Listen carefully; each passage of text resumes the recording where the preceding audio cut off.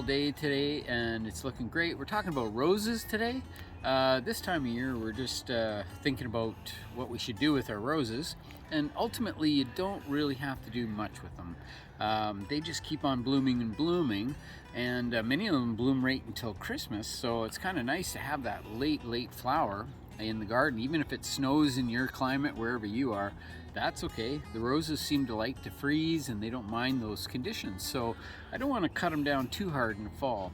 The other thing that I like to do is I also like to not destroy the plant too much, meaning I don't want to cut into it too much if I don't have to.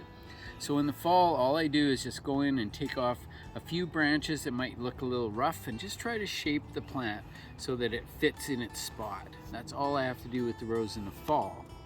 And then if it happens to bloom, that's fabulous. It can bloom until Christmas or whatever.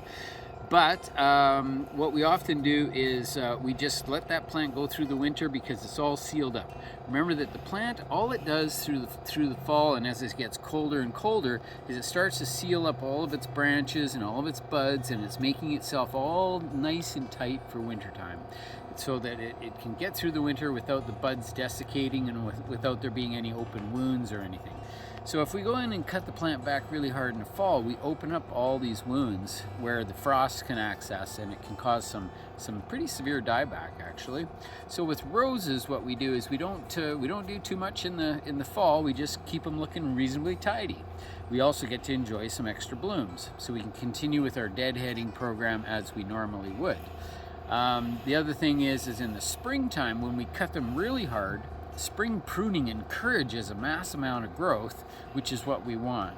So we prune them hard in the spring, and it pushes up all this massive growth, and that's where you get all your blooms. So it's just a perfect timing. So we let the plant come through winter as normal as we can without much damage to the plant.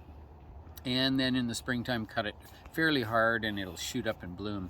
So you can see this plant here, this is a rose, and it's just showing you that you can see here that it's bloomed so many times. It's got these beautiful rose hips on it. You can see some of them, they turn nice bright orange color, so I don't mind to just let this one grow a bit. I like to see these bright orange rose hips through the winter time. But it's continuing to produce some flowers, and it's got another round of buds coming on it.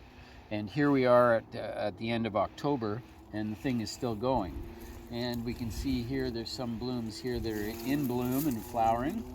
So it's quite a lovely flower, this particular one.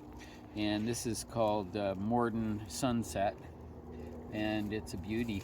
It's one of my favorite roses. Kind of apricot color in the regular season, so you can combine it with blue flowers, that sort of thing. Some nice salvia is quite a nice option. The salvia May night. But that's it for today. Thanks very much for tuning in.